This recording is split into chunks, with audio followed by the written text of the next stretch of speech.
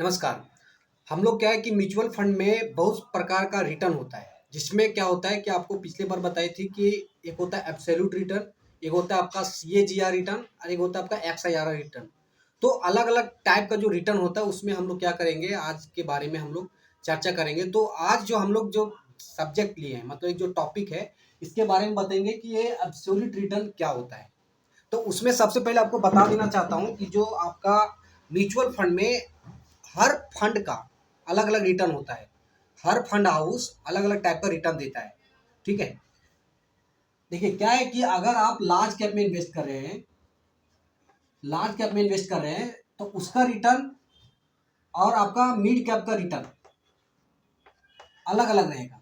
दोनों में क्या रहेगा, अलग अलग रहेगा। ठीक है। अगर आप जैसे बहुत सारे म्यूचुअल फंड का जो एएमसी है, जैसे एसबीआई का म्यूचुअल फंड, एचडीएफसी का म्यूचुअल फंड, तो वो दोनों का रिटर्न भी आपका अलग अलग रहेगा। ठीक है। अगर आप लार्ज कैप एसबीआई में लार्ज कैप में डालें, इसका रिटर्न, और आपका जो आपका एचडीएफसी का मिड कैप डालें, इसका रिटर्न आपका अलग अलग रहेगा। ठीक है। उसमें क्या है आपका एक तरह से, और आपका जो एसआईपी का रिटर्न और एक हफ्ता आपका होता है लमसम का रिटर्न, वो भी आपका जो रिटर्न रहेगा वो दोनों में अलग अलग टाइप का रहेगा। ठीक है। तो हम लोग जो पढ़ेंगे, मेन बात है, अगर आपका एसआईपी जा रहा है, आपका फैमिली का भी किसी का एसआईपी जा रहा है, सेम फंड में जा रहा है। अगर आपका एसआईपी, दो एसआईपी जा रहा है, एक आपका जा रहा है, एक आपका कोई दोस्त का जा रहा है। ठीक है। तो सेम फंड में अगर एसआईपी अलग अलग डेट में जा रहा है, अगर ये जो डेट अगर अलग अलग है, तो उसमें क्या होगा कि आपका जो रिटर्न अलग अलग टाइप का रहेगा। ठीक है। क्या है कि जो म्यूचुअल फंड का जो स्कीम होता है, जो रन करता है, उसको फंड मैनेजर बोलते हैं। तो हर फंड मैनेजर का मेंटलिटी और उनका जो साइकोलॉजी अलग अलग होता है। तो उसका रिटर्न आपका अलग अलग टाइप का रहेगा, एक ही रिटर्न नहीं रहेगा। एक होता है जो फंड का रिटर्न, जिसे बोला गया है कि अभी बहुत सारे लोग बोल रहे हैं कि मोतीलाल ओसवाल ग्रो में शो कर रहा है कि मोतीलाल ओसवाल का जो रिटर्न है 34% का रिटर्न है 3 साल में, जो डैशबोर्ड पे, ग्रो का ऐप के डैशबोर्ड पे देख के बताते हैं। तो ये जो रिटर्न है फंड का रिटर्न है, 34% फंड का रिटर्न है। ठीक है। आपका अगर जिसका एसआईपी मोतीलाल ओसवाल में जा रहा है, ठीक है, उनका रिटर्न, एसआईपी का रिटर्न अलग रहे होगा और लमसम का रिटर्न अलग रहेगा। ये नहीं कि अगर वो 34% दिया है फंड का रिटर्न, तो आपका भी फंड का उतना ही रिटर्न रहेगा। क्योंकि वो मैटर करता है कि आप जो एसआईपी कर रहे हैं और लमसम कर रहे हैं, वो कौन सा डे में कर रहे हैं, कितना के एनएवी के हिसाब से आपको यूनिट मिल रहा है। सबसे बड़ा चीज ये मैटर करता है कि आप एसआईपी जो कर रहे हैं और लमसम कर रहे हैं, वो कौन सा डेट में कितना यूनिट, और आपका एनएवी के हिसाब से आपको यूनिट आउट होता है, उसका रिटर्न अलग अलग होता है। ये नहीं कि अगर आप मोतीलाल ओसवाल का 34% रिटर्न दिया, तो कल अगर आप पैसा उसमें डाल दिए और आने वाला 2 साल में आपका 34% रिटर्न दिया, ऐसा नहीं होता है। क्योंकि मार्केट वोलेटाइल रहता है, एक जैसा नहीं रहता है। इसीलिए बोला जाता है कि mutual fund investment are the subject to the market risk, please read the all document very carefully before the investment. क्यों बोला जाता है? क्योंकि रिटर्न एक जैसा कहीं भी मैच आपका नहीं होगा। ठीक है। तो हम लोग आज का जो चर्चा करेंगे कि एब्सोल्यूट रिटर्न होता क्या है। ठीक है। एब्सोल्यूट रिटर्न क्या होता है कि आपका एसआईपी का एब्सोल्यूट रिटर्न कुछ और रहेगा और लमसम का एब्सोल्यूट रिटर्न कुछ और रहेगा। ठीक है। एब्सोल्यूट रिटर्न में क्या होता है कि डे और टाइम को मैटर नहीं करता है। मानिए कि अगर आप 1 लाख का इन्वेस्टमेंट किए, ठीक है, और आपका हो गया कितना, 1,50,000। ठीक है। तो यहां पे जो आपका 50% का एब्सोल्यूट रिटर्न बना, इसमें टाइम का मैटर नहीं करता कि कितना टाइम में आपका म्यूचुअल फंड का इन्वेस्टमेंट रिटर्न दिया। ठीक है। सबसे बड़ी बात यह होती है कि जो म्यूचुअल फंड में रिटर्न देता है एब्सोल्यूट रिटर्न, वो कोई बेंचमार्क फॉलो नहीं करता है। बेंचमार्क आप समझते होंगे कि बेंचमार्क होता क्या है। बेंचमार्क होता है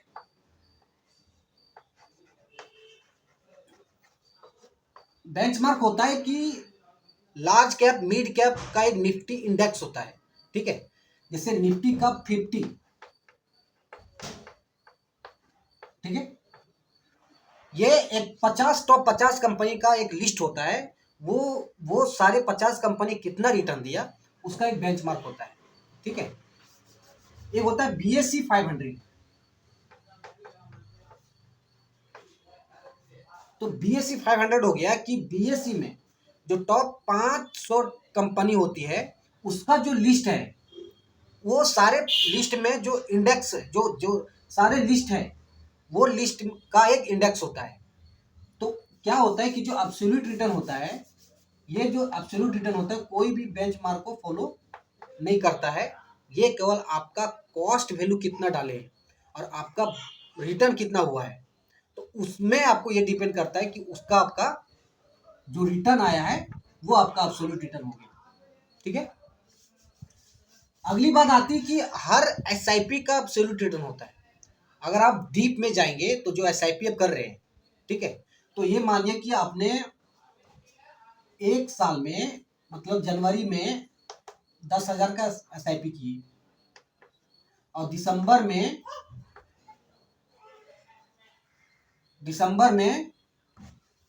5,000 का एसआईपी मतलब लमसम की। तो इसका रिटर्न और इसका रिटर्न क्या आएगा, दोनों में डिफरेंस रहेगा, ठीक है। अब ये समझिए कि हो सकता है कि जो आपने दिसंबर में जो एसआईपी किए उसका अलग रिटर्न रहेगा और जो जनवरी में एसआईपी किए उसका अलग रिटर्न रहेगा, ठीक है। तो हर एसआईपी का कहने का मतलब ये है कि हर एसआईपी का जो एब्सोल्यूट रिटर्न अलग अलग रहता है। क्योंकि आप मानिए कि जनवरी में एसआईपी किए, फरवरी में किए, मार्च में किए, ठीक है। तो जनवरी में किए, फरवरी में किए, मार्च में किए, तो उसका आप देखेंगे, आप स्टेटमेंट को जब कोई जो भी आप में इन्वेस्टमेंट कर रहे हैं तो ट्रांजैक्शन हिस्ट्री में देखेंगे कि जो आप जनवरी में इन्वेस्टमेंट किया उसका रिटर्न कितना है और ये जो फरवरी में इन्वेस्टमेंट किया उसका रिटर्न कितना है, एसआईपी किया उसका रिटर्न कितना है, वो दोनों का रिटर्न अलग अलग रहेगा। तो जो अलग अलग होता है उसी को हम लोग बोलते हैं एब्सोल्यूट रिटर्न, ठीक है। एब्सोल्यूट रिटर्न कहाँ कहाँ मैटर करता है कि आपने मानिए कि 10 साल पहले 1 लाख का लमसम कर दिया, म्यूचुअल फंड में कर दिए, मानिए कि HDFC का फ्लैक्सी कैप में किए, ठीक है। HDFC का फ्लैक्सी कैप में किए 1 लाख का रिटर्न 10 साल पहले। अभी मानिए कि 1 लाख का वो हो गया आपका है 10 लाख, 10 लाख हो गया है। तो जो 10 लाख हुआ है, तो जो 9 लाख आपका बना है वो आपका टाइम को वैल्यू आपको नहीं दे रहा है। एब्सोल्यूट रिटर्न आपका केवल कॉस्ट वैल्यू का रिटर्न दे रहा है, ठीक है। तो उसी को बोलते हैं कि एब्सोल्यूट रिटर्न आपका 9 लाख आया। तो कहने का तौर पे यही है कि हमारा जो एब्सोल्यूट रिटर्न रहता है, ना कोई बेंचमार्क फॉलो करता है, ना कोई इंडेक्स फॉलो करता है, ना कोई टाइम फॉलो करता है। वो केवल आपका कॉस्ट वैल्यू जो आपका पूंजी है उसका कितना रिटर्न आया वो देखता है। तो उसी को हम लोग एब्सोल्यूट रिटर्न बोलते हैं, ठीक है। तो अगली वीडियो में हम लोग ये चर्चा करेंगे कि एक आप सुने होंगे कि CAGR रिटर्न होता है। तो अभी हम लोग चर्चा किए कि एब्सोल्यूट रिटर्न क्या होता है। नेक्स्ट वीडियो में हम लोग चर्चा करेंगे कि CAGR रिटर्न क्या होता है और इसमें एब्सोल्यूट रिटर्न और CAGR रिटर्न में क्या डिफरेंस है, ठीक है, और क्या डिफरेंस होता है। और इसमें CAGR रिटर्न ज़्यादातर आपको म्यूचुअल फंड का स्कीम यही दिखाता है कि CAGR होता क्या है, मतलब रिटर्न आपका इतना आया हुआ है। तो नेक्स्ट क्लास में हम लोग यही चर्चा करेंगे कि CAGR रिटर्न क्या होता है। और अभी एक चीज लास्ट में बता देना, थोड़ा मार्केट अभी वोलेटाइल चल रहा है क्योंकि अमेरिका का कुछ पॉलिसी चेंज हो रहा है और इंडिया में जो इलेक्शन हुआ है और कुछ बजट आ रहा है, इसलिए मार्केट थोड़ा बहुत सारा वोलेटाइल चल रहा है। तो वोलेटाइल में आप हो सकते हैं कि जैसे जब जब मार्केट डाउन होता है आप थोड़ा थोड़ा करके लमसम कर सकते हैं, क्योंकि यही लमसम आपका जो CAGR रिटर्न होता है वो आपका बढ़ाएगा, जो हम लोग नेक्स्ट वीडियो में हम लोग चर्चा करेंगे। तो जिस तरह आप देख रहे हैं एब्सोल्यूट रिटर्न का क्या मतलब होता है, आज तक यही हम लोग चर्चा करेंगे। आगे की क्लास में हम लोग CAGR के बारे में पढ़ेंगे। तब तक के लिए आप सही रहे, सलामत रहे और SIP करते रहें, कहीं भी करें, लमसम करें, इन्वेस्टमेंट करते रहें, ताकि आपको फ्यूचर में किसी तरह के फाइनेंशियल